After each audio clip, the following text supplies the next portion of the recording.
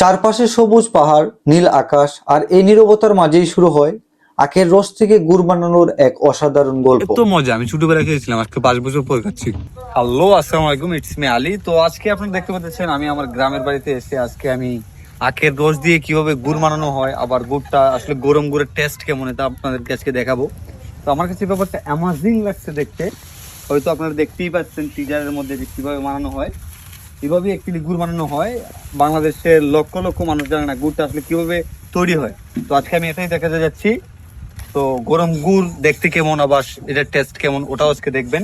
খোলা আগুনের উপর ধীরে ধীরে ফুটতে থাকে আখের রস, আর সময়ের সাথে সাথে রস ঘন হতে থাকে, রং বদলাতে থাকে হালকা সোনালী থেকে বাদামি।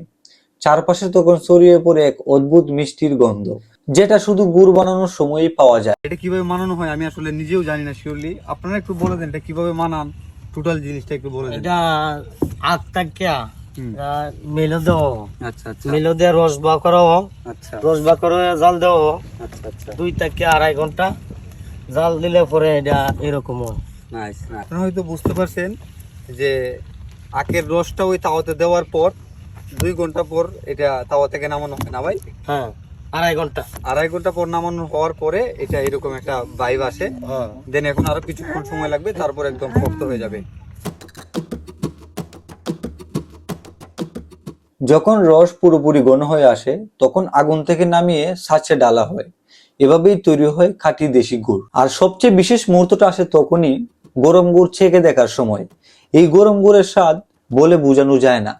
একটা আলাদা নরম মিষ্টি, যার মধ্যে আছে মাটির গন্ধ, আগুনের উৎসতা আর গ্রামের সরলতা।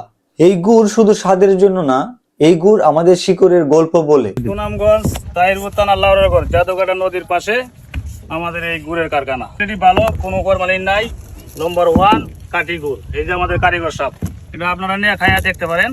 লাউড়াগড় নম্বর 1 গুড়। জাদুকাটা নদীর পাশেই পাহাড়ের কূলে বসে এই গরম গুড় খাওয়া মানে শুধু মিষ্টি খাওয়া না, এটা একটা অন্যরকম শান্তি। গরম গুড়ের স্বাদ, আসলে গরম গুড়ের স্বাদ আর দোকানের গুড়, এটা আকাশ আর জমিনের মতো তফাৎ। এটা একদম টাটকা গরম, একদম অর্গানিক, যেটা অ্যাকচুয়ালি যদি আপনি গুড় প্রেমিক থাকেন বা মিষ্টি প্রেমিক, এই গরম গুড়টা যদি কোনোদিন খাইতে পারেন মনে হবে যে এর থেকে শান্তি আর কিছু নেই। কারণ গরম গুড়ের ফ্লেভার এত মজা আমি ছোটবেলায় খেয়েছিলাম, আজকে 5 বছর পরে খাচ্ছি। হয়তো আবার 2 বছর পরে খাবো, কিন্তু প্রতিদিনই খাইতে ইচ্ছে করে, কিন্তু গ্রামে তো আসা হয় না। তো যদি গরম গুড় খেতে চান তাহলে আমার সাথে যোগাযোগ করবেন। লাউড়াগড় থেকে কিভাবে পাঠানো লাগে এই ব্যবস্থা আমি করব। বা যদি পর্যটকরা আপনারা সুনামগঞ্জ আসেন তাহলে অবশ্যই আমার সাথে যোগাযোগ করবেন, তাহলে এই গুড় খাওয়ানোর ব্যবস্থা আমি করে দিব আপনাদেরকে, কথা দিলাম। তো এটাই হচ্ছে আপনারা যেটা বাজার থেকে নেন, এটা শুকানোর পর আরো শক্ত হয়ে যাবে।